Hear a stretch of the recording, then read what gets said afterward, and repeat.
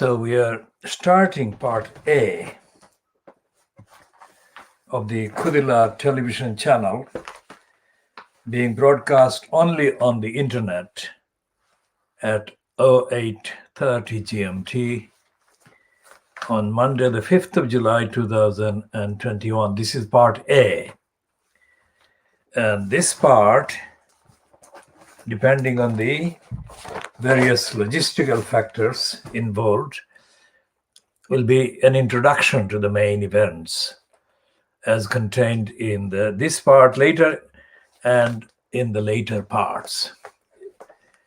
And the first thing we have to remind those who are already used to watching this, and to tell those who are watching this for the first time, is that we call it the world exclusive diagnosis of Fleet Street. Now, Fleet Street is the collective name of all the English language newspapers, called the so-called British newspapers, that are published from London. They're not all based, their physical addresses are not based in Fleet Street, which is in central London, London EC4, but Fleet Street is the name given to the collection of these papers, because most of these papers historically had their addresses, their editorial publishing addresses, in Fleet Street itself. And although they have moved from Fleet Street, they are still collectively known as Fleet Street. It's a kind of nostalgic reference, and also a reference to the agenda.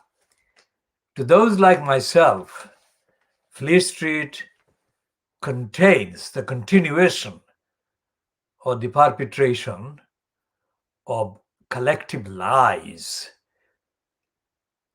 Lies perpetrated and committed to the many, that is to say, the majority of the population. In our language, in the language of the KHOODEELAAR campaign, as devised by me, Muhammad Haque, is the gullibles. People, the majority of the people who read this, I call them the gullibles. And the editors of the paper and the agenda setters of the paper also deem as gullibles. And in this context, gullibles means more than just gullible in the ordinary dictionary meaning. These are people who are positively prone to being brainwashed and stooged and hoodwinked and misled. These are the people who constitute the main demographic component of what is called populist or popular politics, which is right-wing, racist, fascist politics. And we also assert that this is the program, this KhoodeelaarTV television channel. Although in the background behind me, you don't see any decorations, which could be set up, but we are not putting those up because we want to emphasize the substance of the contents of what we actually represent and broadcast and put on the record. And this is the assertion that we make, which is that in these broadcasts, we are conducting world exclusive diagnosis of Fleet Street. That is to say, we are diagnosing the contents, the bias, the role, the agenda, the narrative contained and exhibited in the likes of the Daily Mail and the Daily Scum, this is the one. And these two papers, the Daily Mail and the Scum, together they have got more kind of numbers of readers than all the others put together. And this is a newcomer to Fleet Street. This is the I newspaper. And the I newspaper increasingly has become an imitation of the Daily Mail. This is the Daily Mirror which pretends to be different in terms of the narrative from the rest of the tabloid papers, which are called these ones.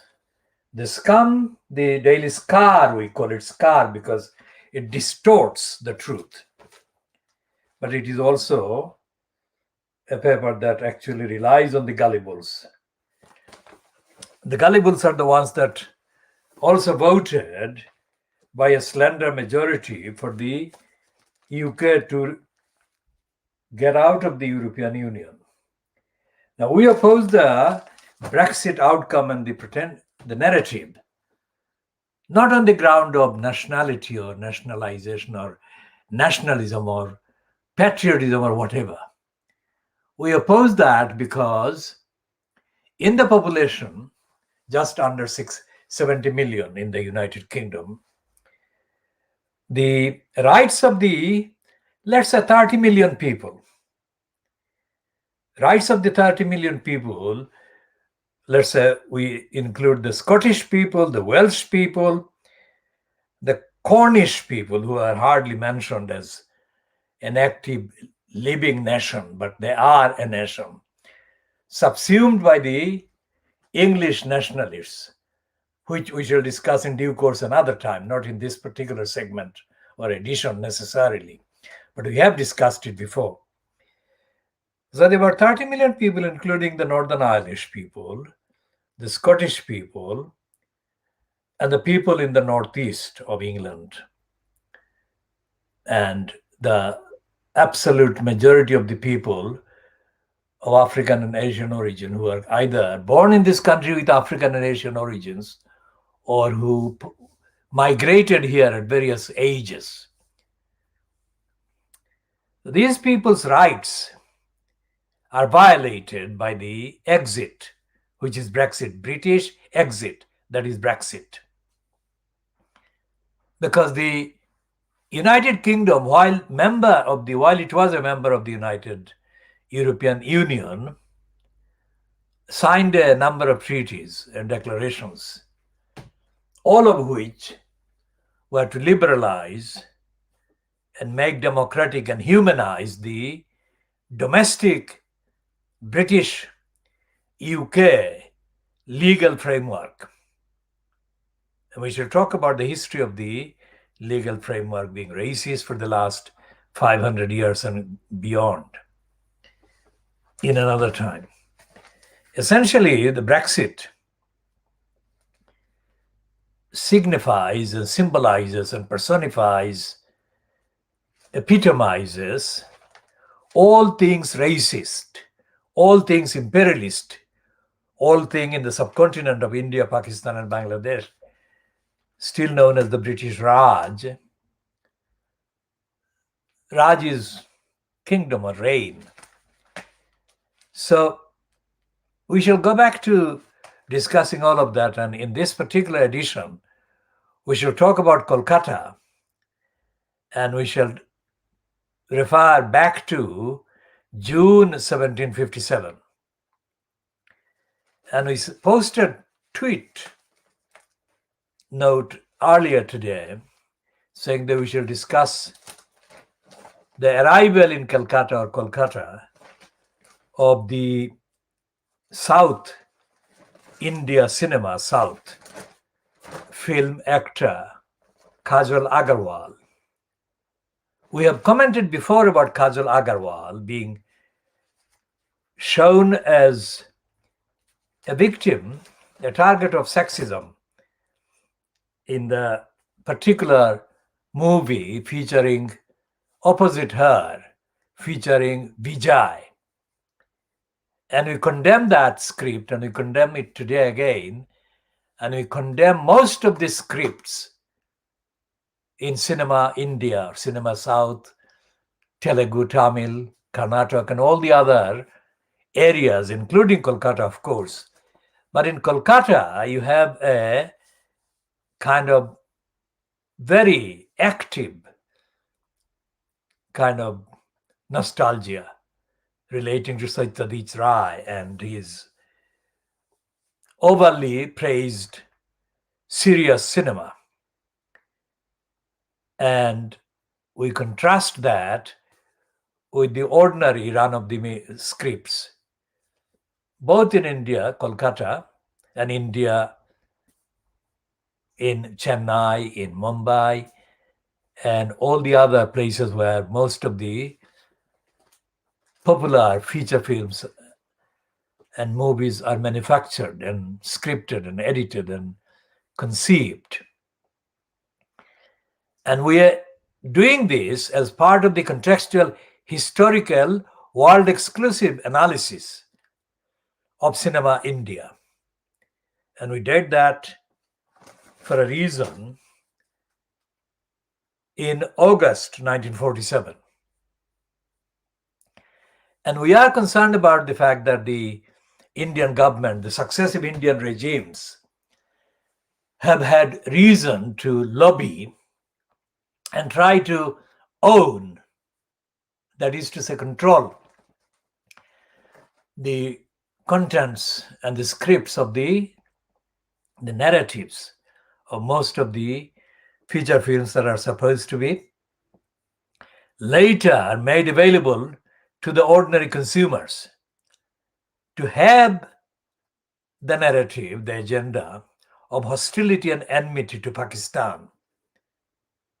We have no problem in the Indian regimes wanting to do that, except if the cinema producers and filmmakers and cinema industry, so-called, is to be treated as a responsible industry serving the needs of society, of the consumers, to be told the truth about society, then that kind of desire or propensity by the successive regimes to have an anti-Pakistan hostility built in the narratives, the scripts, the dialogues, the scenes, the conversations, like the very short conversation between Radhika Pandit and Punit Rajkumar in that restaurant, where a very short appearance of an apparent Muslim character greeting Rajkumar in Urdu and Rajkumar answering in Urdu, but it lasted less than a few seconds. And Radhika Pandit observing, exclamation, how was it that Rajkumar was able to speak in Urdu? Now, Urdu is not a foreign language. Urdu is spoken at least by 10% of the people, although the official statistics underrates and understates that number. And Urdu is a major language of the world. And Radhika Pandit, as a character, the lead character, should not have been given that particular idiotic, offensive script. And Punit Rajkumar should not have been given that idiotic answer. He should have said, he should have exclaimed that, of course, Urdu is part of Indian languages. Now, Urdu was not there being treated as Urdu. Urdu was being treated as a symbol of Muslims, because more Muslims are supposed to speak, write, know, and like Urdu than others in the demography of the overall demography in India. So what we are concerned about and what we are going to investigate is the role of the cinema collectively in perpetuating this kind of idiocy, ignorance, and of course stupidity that doesn't do any good to the society. And in due course, we shall be talking about the violence. Because most of the scripts and the dialogues are based on the physical violence as the solution. And the only reference to the judiciary or the court system is in a very, very fleeting, tokenistic, and incomplete and absolutely misleading way. The real role of the judiciary, the real role of the police, the real role of the media is never even approached. And the fighter, the film fighter that is about the newspaper, for example, the newspaper related to the something to do with what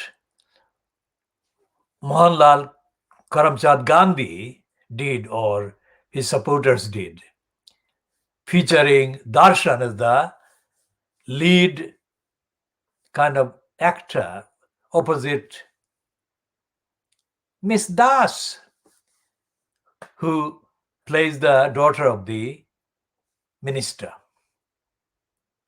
murderous minister.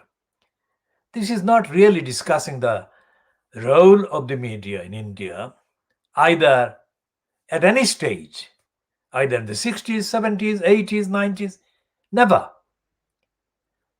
That is an illusion, an incomplete, misleading, false illusion. And a significant number of the viewing public in India, viewing public meaning those consumers of the films, the blockbusters, the hit, super hit and whatever, most of the people are able to think. They have the experience on the ground, the real experience. And all they need is an intelligent guide and commentary by the films. So why is it that most of the blockbusters, most of the films have got such poor, ignorant and stupid and prejudiced and hostile scripts and plots and narratives? And the most excitable kind of scenes that are displayed are about Kashmir in so many misleading ways. And in India, there are more than 200 million Muslims, let's say. Now, 200 million Muslims, as we have said, are more than the total population of Germany, United Kingdom, France, and other countries of the Western European kind of part of the continent put together. Now, these are the people, these are the countries on whose attitude and outlook towards the subcontinent most of the intellectuals, the elites in the subcontinent actually look up. That is wrong, but they do that. I mean, when I was in Delhi and I was staying in a place in Connaught Circus, I stayed there for a month and I had to kind of share my breakfast with people mostly born and brought up in India, and all of them are male. I could hear, I could observe the stupidity in their elite sense of superiority. They were competing with one another to come across as Western Europeans. Amazing. And the guy I was in most daily contact with during that period was from West Bengal, Calcutta. And he was embarrassingly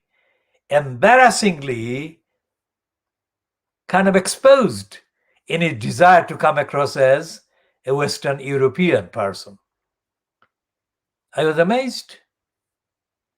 So that is why I call the use of these scripts and the idiocies contained in them.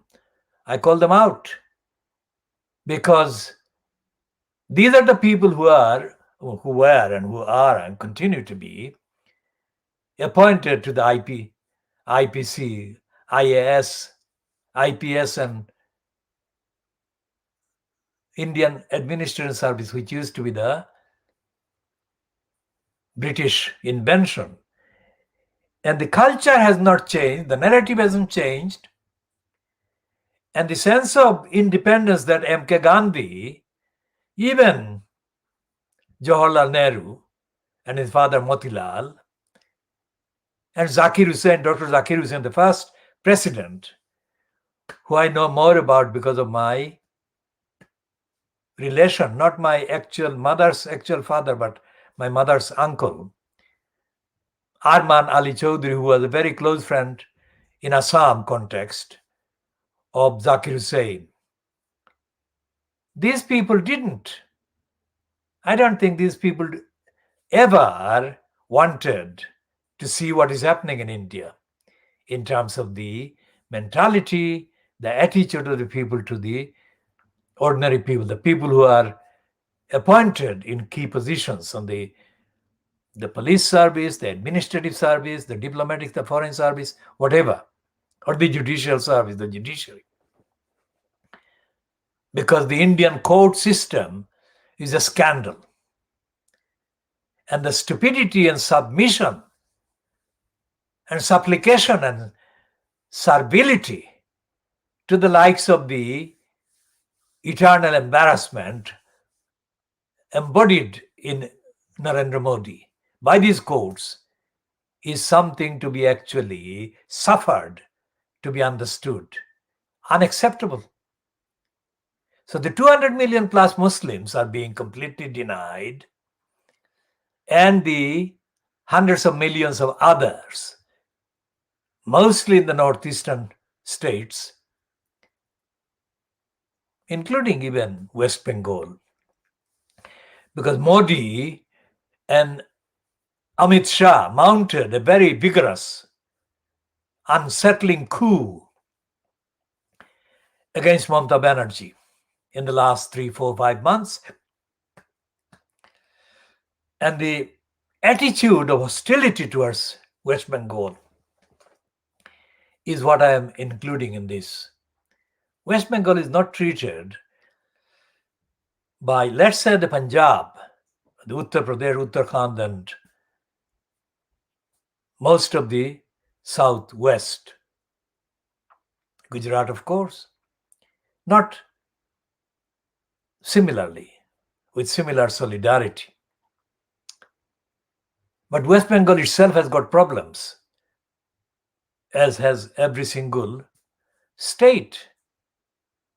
Odisha has got serious problems. Bihar has got serious problems. And the fact that these places have got so many problems to do with deprivation, to do with lack of democracy, to do with lack of access to remedies through the court system, to do with the protection from violence and the protection of the civil liberties from the state, from the police. These are issues and problems that should not have been allowed to fester for 70 plus years since August 1947. And despite the fact that some of the concluding central statements as uttered by actors like Vijay, Rajkumar, Ajit Kumar, Mammootty, Darshan, and others who are given these scripts, despite those statements, the ideological statements, the socially desirable kind of aims that are set out in those statements, they don't cover even 5% of what should be said and what should be promoted. Because of the nature of the demography in India, this is the most popular in terms of the contracts people have of the next reality, if you like, to the reality, because the people don't see the parliaments or the assemblies, state assemblies or the central parliament in action in anything like that close, from that close proximity. The cinemas have got the main platform to communicate, and they haven't done that.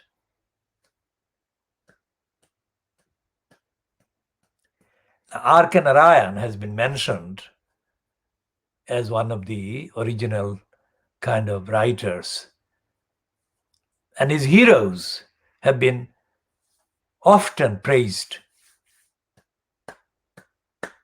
but nowhere nearly do those characters or the themes approach the reality of India in the last 74 years. So when Kajal Agarwal was made to get into the dirt and the mud by Vijay, the character, the Vijay, and all the mostly male kind of characters were clapping. I mean, in the narrative, in the actual storyline, there was no need, there was no logical need for that.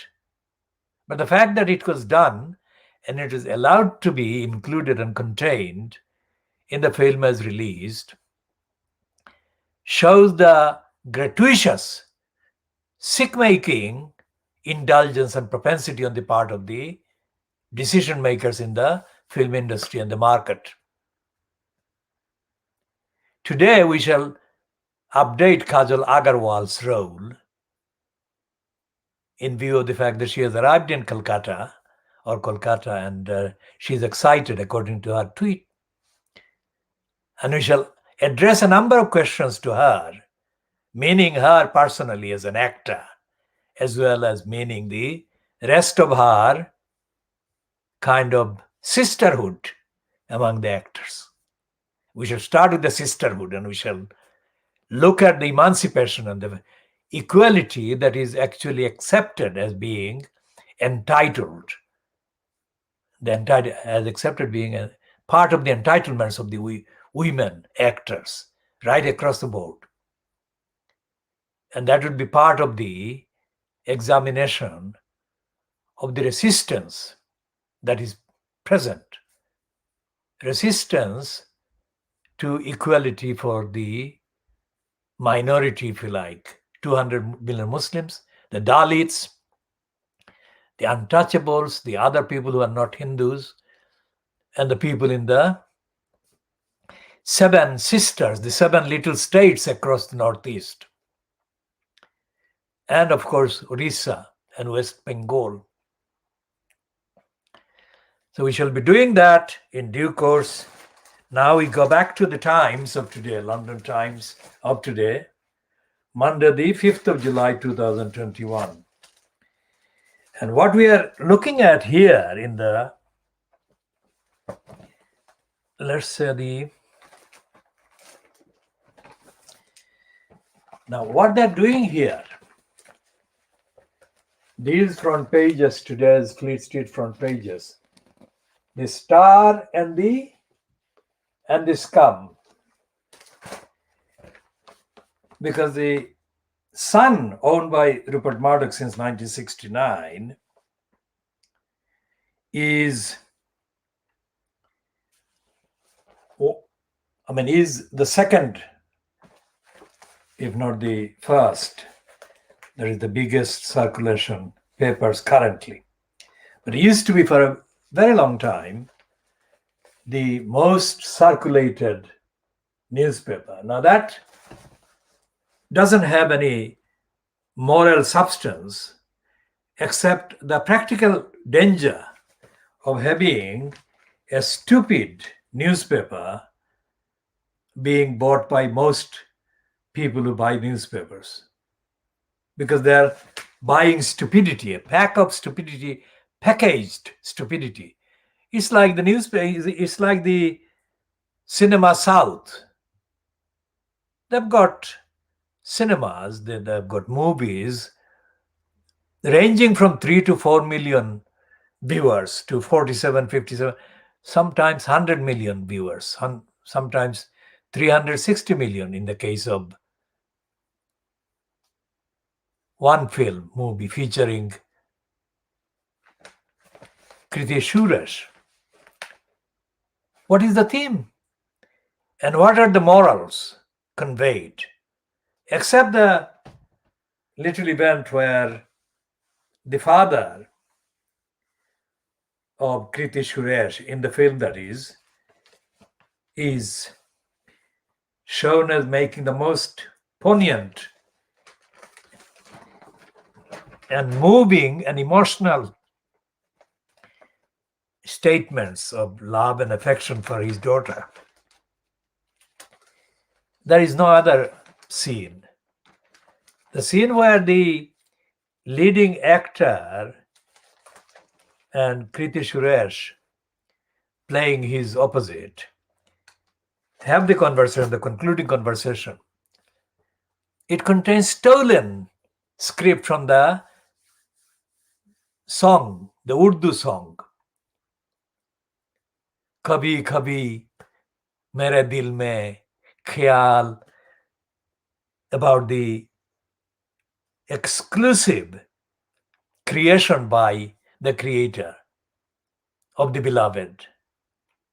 I mean, that is spoken in such a hasty way that unless you knew the depth of the history of the scripts, you could not even notice that it was a stolen script or stolen bit of words and dialogue. And so many of the dialogues in the cinema, India, are similarly artificialized, fabricated. And the viewer and the public and the records and society are robbed of the truth. And cinema has got no license to distort history under the pretext of artistic kind of liberty and whatever. There is no artistic need. In the case of India, in the last 74 years, if anything, the artistic need has been to go back to the last, 280 years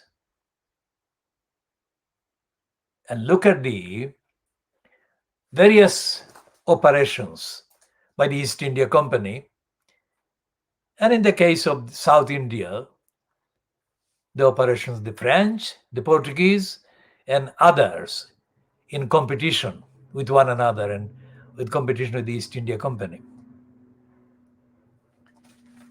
And I mean, the Taj Mahal is mentioned, M.K. Gandhi is mentioned, even Subhash Bose is mentioned in some of the scripts, but not with justice and not in an educational, enlightening way. These are not trivial things, because the main Hindi language newspapers and their counterparts in Tamil, Telugu, and Kannada languages and other languages, and Bengali languages. The languages, whatever the languages, the script, the agenda in India remains the same, which is in denial of the truth of what has been happening in the country. And it's not a country, it has got more people than other continents. I mean, the population of India, despite the various limitations and factors involved in the collection of statistics and data, is 1.5 billion people, I would think, which is a hell of a lot of people. And anyone who is addressing that kind of population, whatever the level of the particular engagement, has got tremendous responsibility. And Cinema India is abysmally failing. Now, what the film Kajal Agarwal has arrived in Kolkata to film. I don't know what it says, what it contains, what it would say, how it would be influenced, whether they care about the comments like this one, let's say. I don't know. But it is time that films in India left the terrain of tickling people with kind of sub-pornographic kind of displays. Okay, some of the romantic aesthetic scenes can be kept in, but they cannot be capitalized on.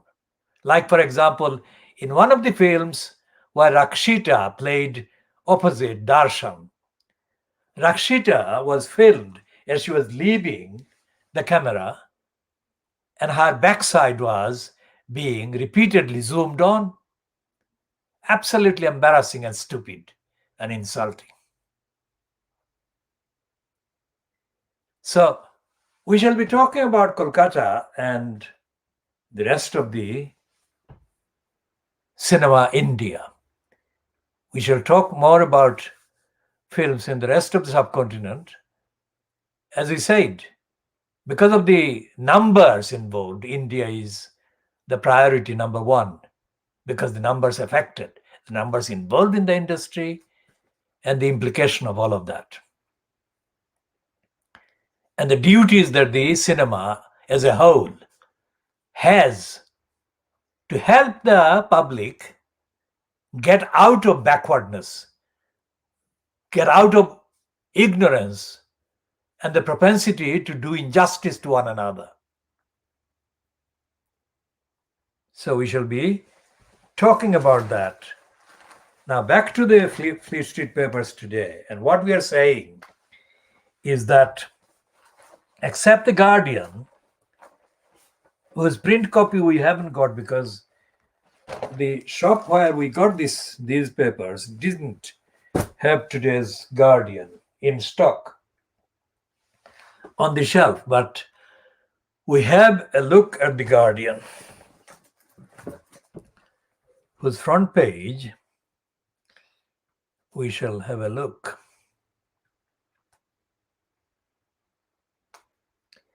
Now this program, KhoodeelaAR television channel, we assert that we knowingly make the assertion that no other platform has got a similar output or content anywhere in the world. Now here is the Guardian. It says, backlash from scientists as Johnson prepares to lift all COVID restrictions. Now this is the Guardian today.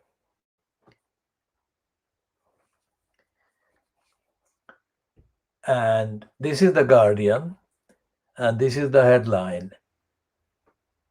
And it says, backlash against Johnson. Now, what this reminds of is the surprise evidence, and contextually unexpected, because the source of the evidence confirmed before a number of MPs in a select committee of the House of Commons on the 26th of May 2021 was by the source is Dominic Cummings. Now, Cummings featured as the notorious component of most of the news during 2020 after the embarrassing trips he made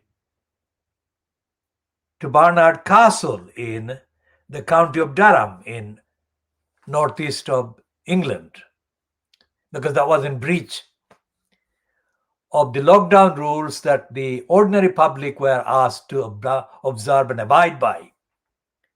So it's a surprising source because of that. Because on the 26th of May this year, more than a year since he did the breaching, Dominic Cummings claimed confirmation, because it had been said before that particular appearance, that Boris Johnson, during the beginning of the kind of pandemic that appeared in the UK, said let thousands of bodies piled. So he was reluctant to impose safety lockdowns to prevent the exposure of so many people to the deadly disease at that time. And today's Guardian is saying that Johnson is about to do the same thing when he is being promoted. Well, in the language of the times, which is kind of moderate, not in exclamatory way, it is saying that Johnson is asking people for common sense, to use common sense after COVID rules. That is to say, he's going to restrict the restrictions, if you like. He's removing most of the restrictions, either starting on the 19th of July or with effect from 19th of July, as soon as is realistically, administratively going to be implemented. And the line being taken by the scum and the Daily Scar is actually a repetition of what Johnson wants, to relax the restrictions or altogether remove the restrictions. Now, these are what is called the populist kind of tabloids of Fleet Street. That is to say, the ones that are gullible more, they're patronized and read by the people who are more gullible and vulnerable to exploitation, brainwashing, maneuvering, manipulation of their minds, and being zombified. And these are the people who are in the majority demanding an end to the lockdown. Now, this is something that is absolutely serious, because the scientists are saying, even according to the Sun, that the surge, the pandemic, the increase of the virus affecting people has risen 161%. And they're in the same kind of statement, they're contradicting themselves by pandering, that is aiding the political opportunistic agenda fronted by Boris Johnson, by saying, quote, reassuringly, that the number of deaths is decreasing. Now, if the surge of the virus is increasing at the rate of 161%, then the next part of the statement, that number of deaths is decreasing, actually cancels out that admission, that confession, that acceptance of the truth that the virus surge is increasing. So it undermines the danger that is contained in that admission of 161% rise in the spread of the virus. Very similar to what Narendra Modi is doing in India. The Indian papers are completely blind and stupid. Not only the Hindustan Times, the Times of India, the Hindu, the main English language ones, but they are Hindi and regional language counterparts that are running the same agendas, the same narratives. And in the Indian papers, there is no real leading article. They're all over the place. They're scattered and fragmented.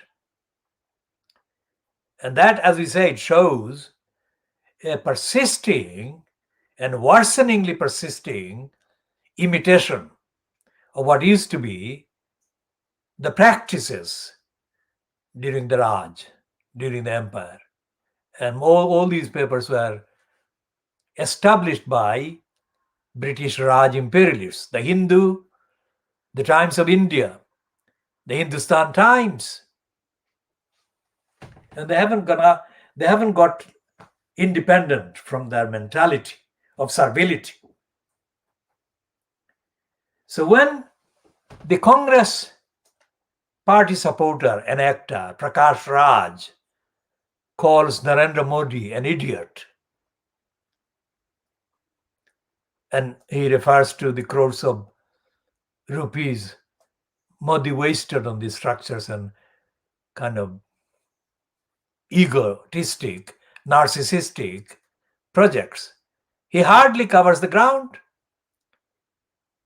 because Modi has not been held to account by any of the papers, and nobody has actually published even 10% of the extent of the abuse of office that Modi has been perpetrating the last 7, 8, 9 years, which is where the Nehru family is found guilty of committing political suicide for the party and the opposition. They're silent. And high profile likes of Shashi Tharoor are completely embarrassingly silent. I mean, Tharoor is compromised personally over the still unsolved mystery about the death of his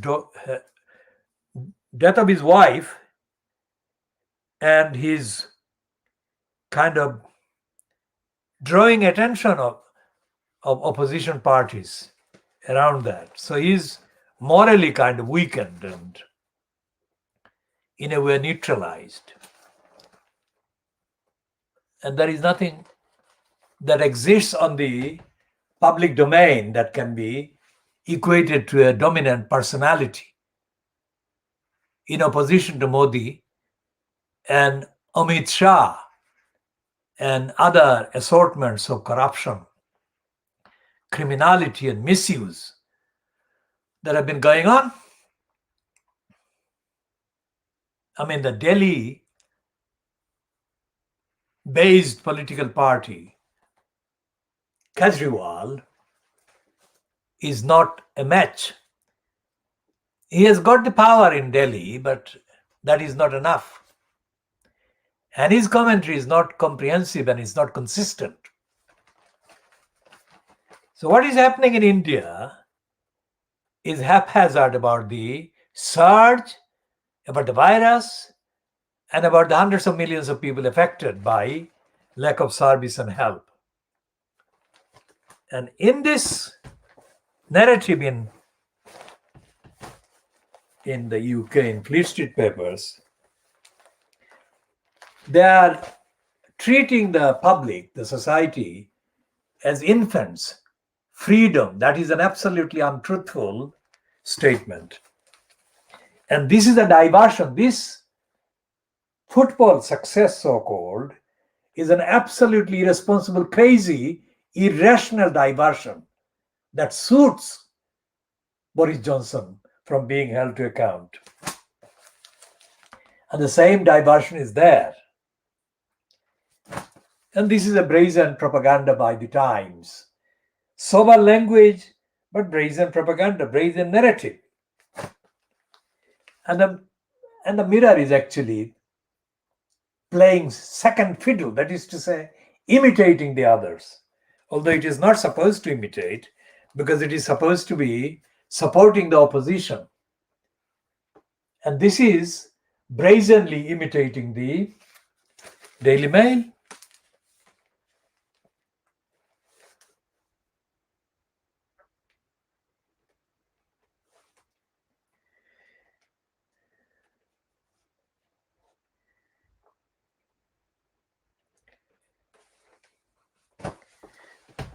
Now, the Financial Times today has got a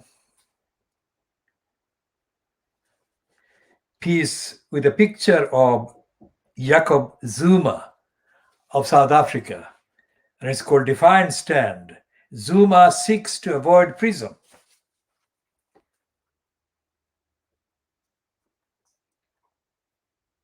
Now, Zuma was toppled de facto because of his connection with the family from India called the Guptas.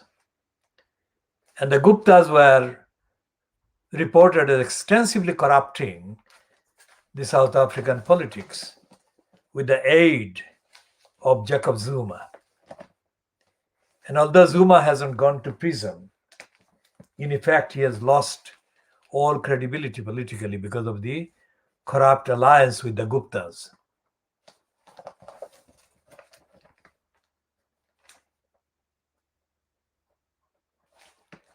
And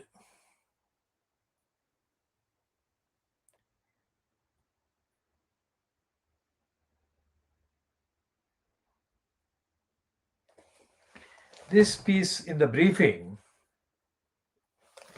on the front page of today's Financial Times reports that Margaret Hodge, who is an MP, chair of the cross-party committee on corruption, has called for a law forcing companies profiting from public contracts to publish accounts. That is stupid. Publishing accounts doesn't go anywhere near being held to account.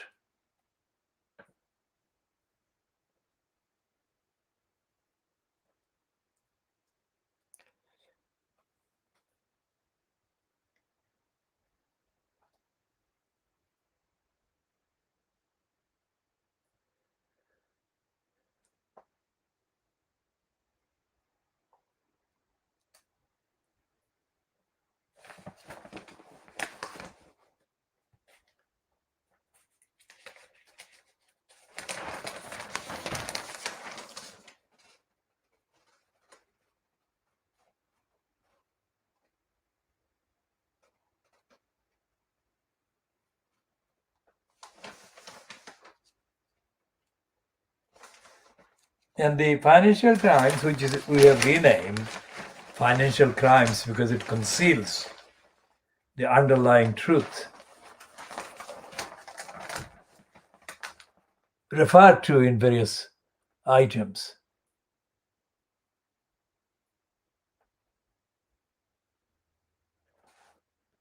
And the Indian-born, Uttar Pradesh-born Ruchir Sharma, who is an operative through big business, is sucking up to the Biden administration as part of his strategy. He sucks up to Narendra Modi similarly. He is not a teller of the truth, and he is in disguise because he is employed by Morgan Stanley Investment as chief global strategist. Now he is a global propagandist liar.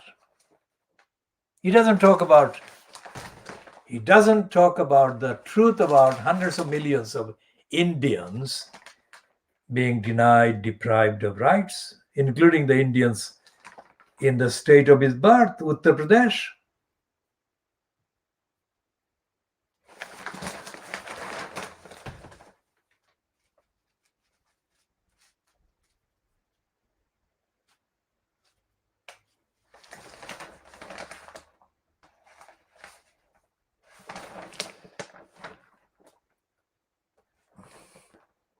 And this sparred Arab woman, Rana Faruha, has got a piece in the Financial Times saying what Biden can learn from Nixon playback. We should look at that later.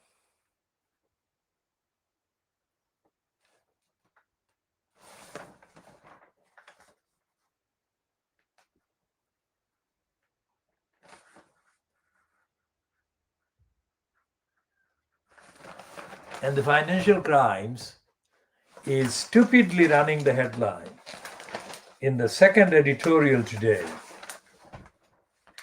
that the US and allies have a duty to Afghan interpreters. Can you believe that? I mean, Afghan interpreters, of course, have rights to be protected and defended. But what about the rest of the population in Afghanistan that are being exposed to new uncertainties and new threats? And the Financial Crimes has got a piece. It's a big read about employment, and it says that graduates are paying high pandemic price.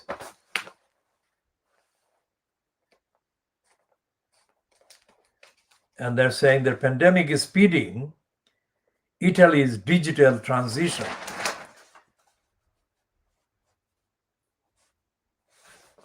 Now, in this piece,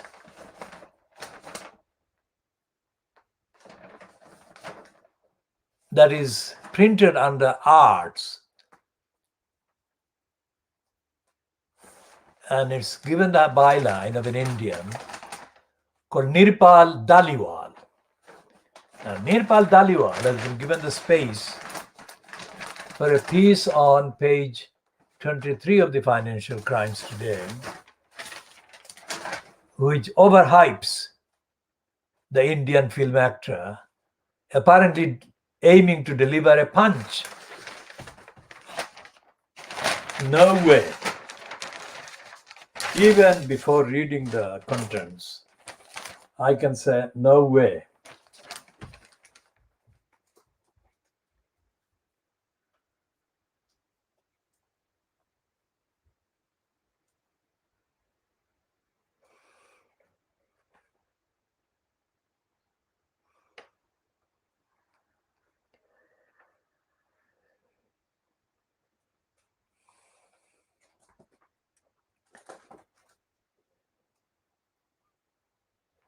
And they're talking about the film Tufan. Farhan Akhtar's new movie about a Mumbai boxer is part of Amazon's effort to carve a niche in India's vast entertainment market. And it's too hopeful, this description. Farhan Akhtar and his sister Zoya, who often work together.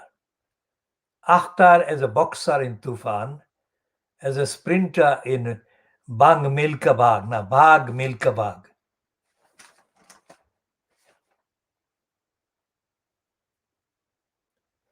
They have translated this 2013 film as Run Milka, Run. Bhag is not run, of course. Bhag is escape, run away, hide. That is more likely. So what we shall be doing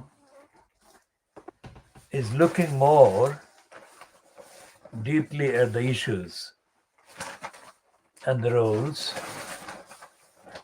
played by Fleet Street in lying, hiding, mistranslation, as in the case of the particular article we have just discussed. I mean, the Fleet Street played as a peddler when the British involvement in the slum landlord was promoted. Of course, it was a corrupt promotion of a corrupt plot. They never intended to follow up, and they never did follow up, and nor did the actual South cinema, or the cinema in Mumbai, or society in India.